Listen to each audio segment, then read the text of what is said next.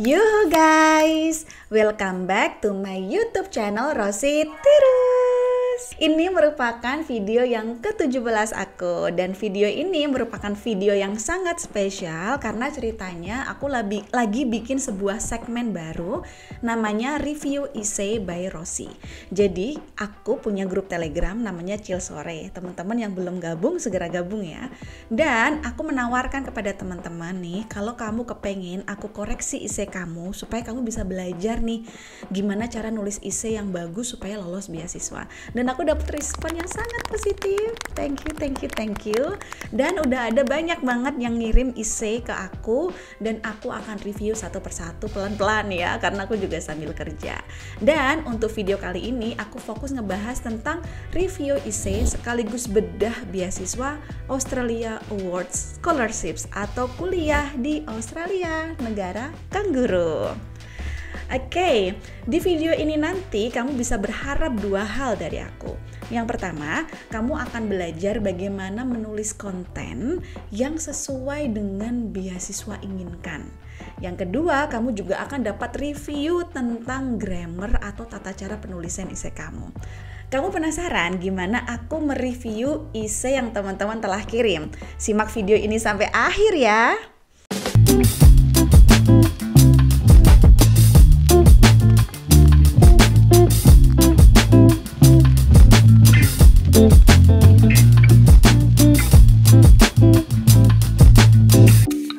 Yuhu guys, seperti yang udah aku bilang, video ini akan khusus mereview essay seseorang yang telah mengirimkan dokumennya ke aku.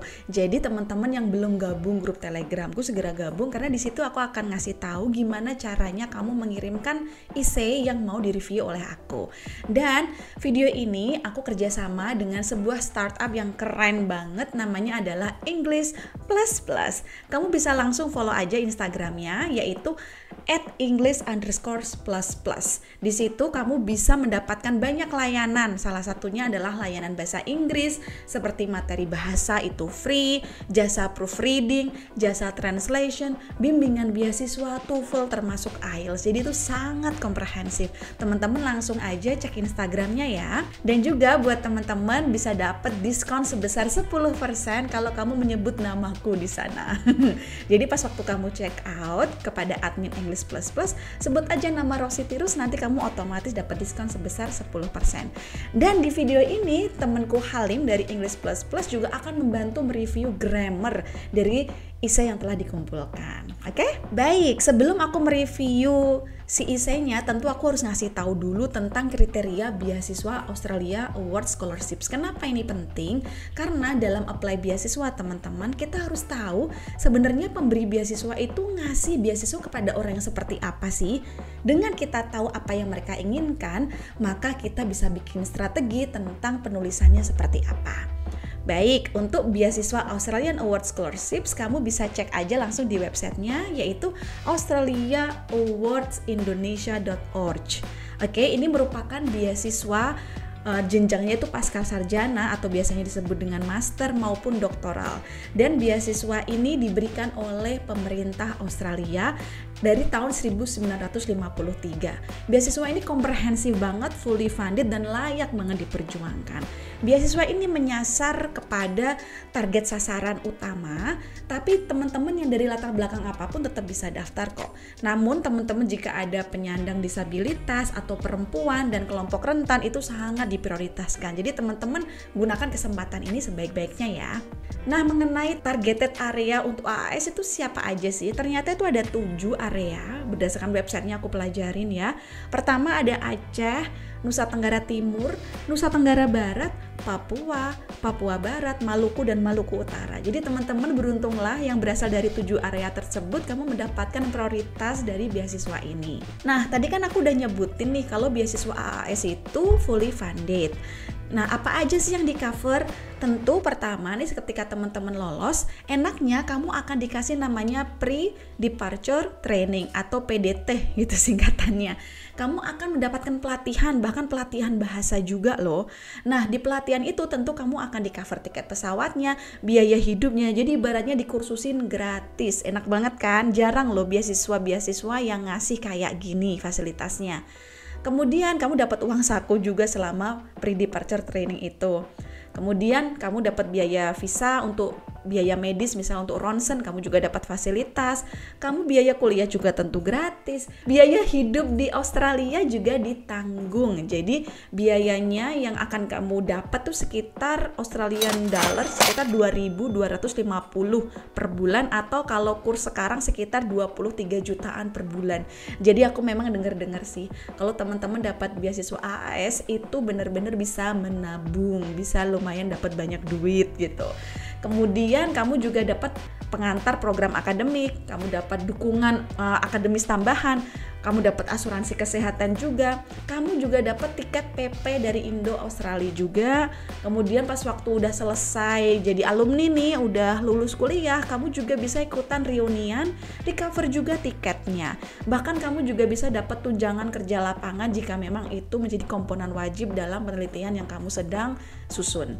Gitu ya teman-teman, intinya beasiswa ini tuh nggak pelit, justru malah sangat komprehensif. Sebelum berangkat dikasih, pas waktu udah kuliah itu kamu dikasih budget juga, pas pulang ke Indonesia kamu masih bisa ikut reunian. Bahkan ada beberapa temanku yang lulus beasiswa ini masih dapat grant ya, jadi ada kompetisi grant gitu di mana teman-teman bisa ikutan, kemudian kalau dapat itu bisa membantu teman-teman menghidupi program yang teman-teman jalankan. Enak banget kan? Aku aja kepengen sebenarnya daftar beasiswa ini, tapi kebetulan aku lolos beasiswa Swedia, jadi ya udah, ininya beasiswa ini tidak aku lamar jadinya.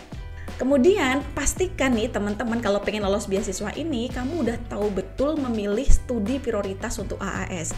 Seperti yang dijelaskan di websitenya, nih aku belajar bahwa di tahun 2023 ternyata mereka itu punya misi khusus untuk beasiswa ini. Sebutannya adalah COVID-19 Development Response Plans.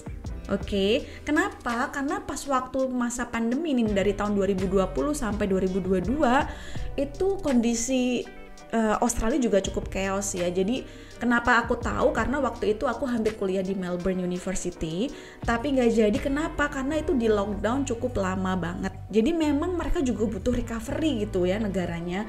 Dan untuk itu mereka kerjasama dengan Indonesia nih. Gimana caranya mereka bisa ngembangin ilmu-ilmu terbarukan. Kalau misalnya terjadi wabah yang sama atau yang serupa, akhirnya kita bisa menghadapi dengan lebih siap. Nah, untuk itu tahun ini mereka bikin prioritas namanya COVID-19 Development Response Plan. Di bidang prioritas ini mereka menyebut ada 3 kata kunci penting yang teman-teman harus dengar. Yang pertama adalah health security atau ketahanan kesehatan. Yang kedua stabilitas atau stability. Yang ketiga economic recovery, pemulihan ekonomi. Seperti yang teman-teman tahu lah ya, COVID benar-benar berdampak secara ekonomi, baik bagi aku pribadi maupun ya teman-teman semua. Aku yakin ya banyak yang kena layoff, banyak yang akhirnya nggak ngerti dagang tiba-tiba jadi berdagang gitu ya. Pokoknya banyak banget yang berdampak, sehingga program ini tujuannya untuk mengembalikan stabilitas yang kita punya supaya jadi lebih baik lagi.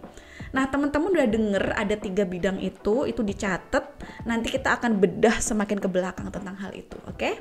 Jadi intinya 3 bidang prioritas tersebut itu merupakan semacam kayak limitasi dari program ini. Kamu tidak boleh mendaftar program sesuai keinginan kamu aja, namun kamu harus memahami mereka tuh pengennya mengcover orang yang seperti apa sih.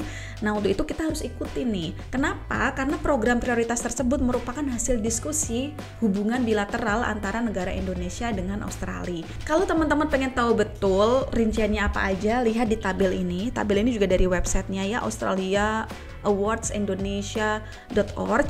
Jadi ada priority development areas, ada health security, stability, sama economic recovery. Di situ ada detail informasinya. Contoh misalnya health security ada communication communicable disease. Kemudian kalau economic recovery ada namanya small and medium enterprise. Dulu sebenarnya aku pengen banget daftar yang ini. Namun teman-teman, kalau misalnya nih studi yang kalian ingin tuh sebenarnya tidak ada masuk dalam list tersebut ya, tidak ada di sini di tabel ya. Kamu harus berusaha mencari benang merah sehingga itu akan tetap masuk gitu dalam list tersebut. Aku kasih contoh nih, misalnya aku pengen ambil jurusan Master of Pharmacy. Dan di tabel ini teman-teman kalau lihat di Health Security itu nggak ada tuh kata-kata farmasi sama sekali, itu nggak ada ya. Lihat deh, ada Communicable Disease Prevention, kemudian Health Management, Health Services, Maternal and Child Health, nggak ada yang namanya farmasi. Namun aku bisa mengambil benang merahnya ke Health Security, spesifiknya di Health Services. Karena memang specialty yang aku pengen ambil itu misalnya clinical pharmacy or hospital pharmacy. Jadi berkaitan lah dengan health services. Jadi teman-teman kalau memang kosakata jurusan yang teman-teman mau itu nggak 100% ada di situ, teman-teman tetap punya kesempatan daftar beasiswa ini. Yang penting dicari kata kunci yang kira-kira cerempet-cerempet dan kita bisa ambil benang merahnya. Nah kemudian karena aku penasaran banget juga sama beasiswa ini, maksud dari COVID-19 Response Plan itu tuh kayak apa sih? Nah akhirnya aku mendapatkan satu tabel penting juga, ini dari websitenya DFAT dari pemerintah Australia. Di sini ternyata ada beberapa outcome yang diharapkan dari hubungan bilateral ini. Hubungan antara Indonesia dan Australia ini hubungannya jangka panjang loh.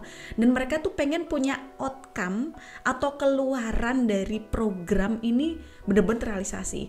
Untuk health security ternyata kalau aku pelajari dari tabel ini, benang merahnya adalah mereka tuh pengen fokusnya terhadap kesehatan, yakni kesehatan secara general, kemudian air bersih, kemudian sanitasi, dan juga stunting. Nah teman-teman nih kalau misalnya kamu ngerasa, oh aku nih ada di salah satu itu, teman-teman harus banget apply beasiswa ini. Kemudian untuk stabilitas itu kayak apa sih? Ternyata yang dimaksud stabilitas di sini adalah pengennya Indonesia aman ya, dua negara ya, maksudnya Australia, Indonesia tuh negara yang aman, kemudian punya proteksi sosial, keamanan di sini juga disebut sebagai keamanan pangan atau ketahanan pangan, dan juga tentang kekerasan perempuan, mau itu kekerasan terhadap anak juga termasuk, kekerasan rumah tangga juga masuk di sini, termasuk stabilitas.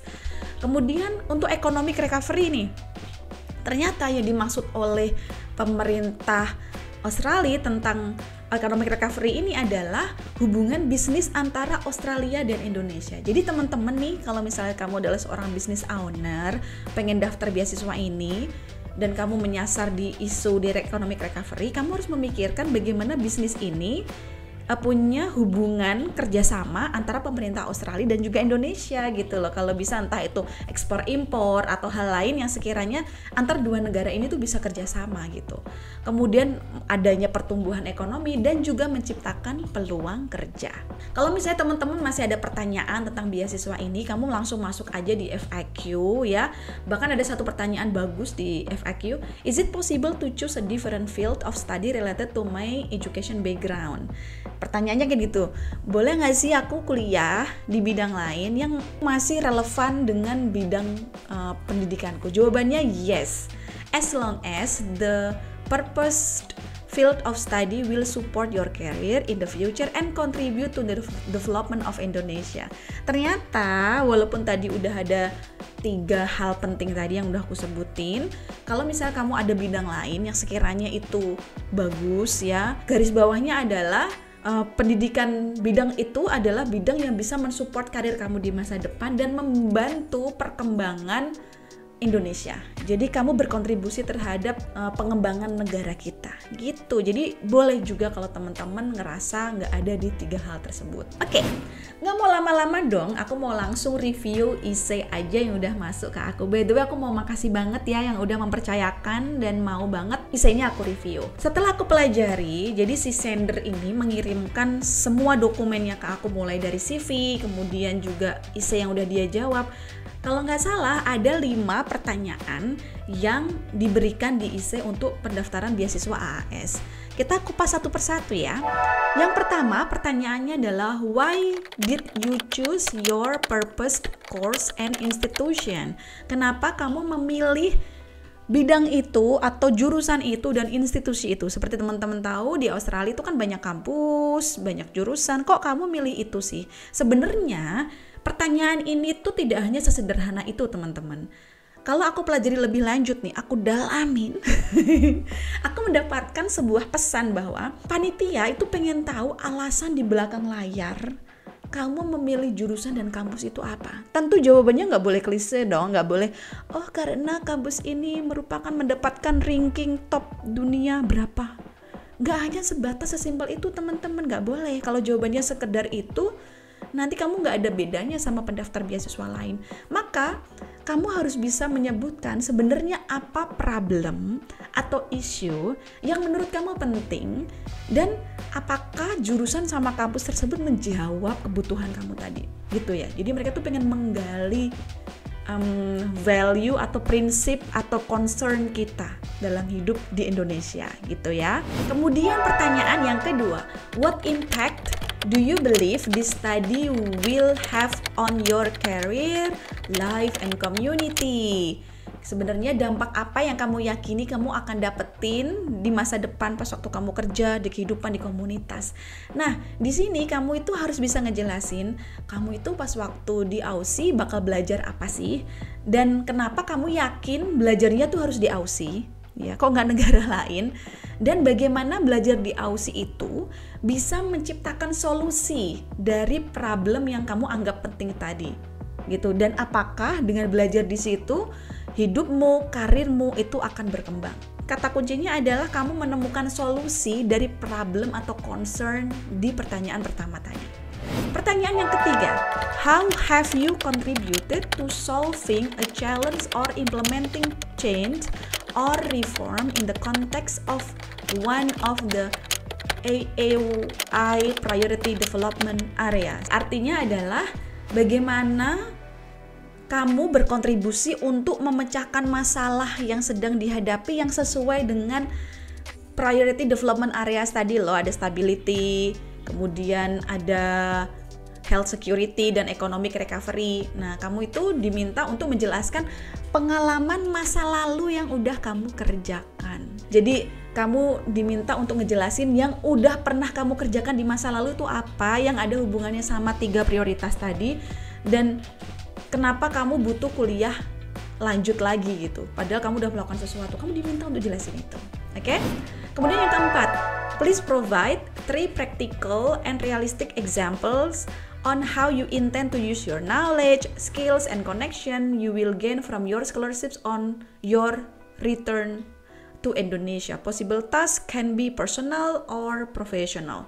Jadi, sebutkan 3 hal praktikal itu yang bisa dikerjakan ya, yang realistis. Bagaimana kamu berencana menggunakan ilmu kamu, keterampilan kamu, koneksi kamu pas waktu kamu balik ke Indonesia. Intinya di sini kamu diminta untuk ngasih lihat rencana konkret di masa depan pas balik Indo, kamu tuh bakal ngapain dan melanjutkan apa yang udah kamu kerjakan. Di pertanyaan nomor 3, tadi kan kamu diminta untuk ngejelasin apa yang udah dikerjakan. Pertanyaan nomor 4 diminta untuk pas waktu kamu pulang, kamu tuh bakal ngelanjutin itu kan. Lalu konkretnya tuh apa? Buatlah contoh itu sepraktikal mungkin, jangan muluk-muluk. Ingat, kamu selama di Australia diharapkan kamu dapat ilmu, dapat pengalaman, dapat koneksi. Nah, itu kamu harus bisa gunakan dan kamu rencanakan di soal nomor 4 ini. Nomor 5, list any possible constraints you think may prevent you from achieving above task. Jadi, tuliskan kira-kira hal-hal apa aja yang sekiranya bakal menghambat kamu untuk mencapai tujuan-tujuan tadi yang soal nomor 4. Tapi jangan lupa, jangan cuma nyebutin masalahnya aja, kamu sebutin gimana cara mitigasinya, gimana cara kamu keluar dari masalah itu. Kalimat pertama di sini saya tambahkan konteks ya, kapan terjadinya. Di sini during Hajj pilgrimage in Mecca, I witnessed millions of people drinking Zam-Zam water with single-use plastic cups.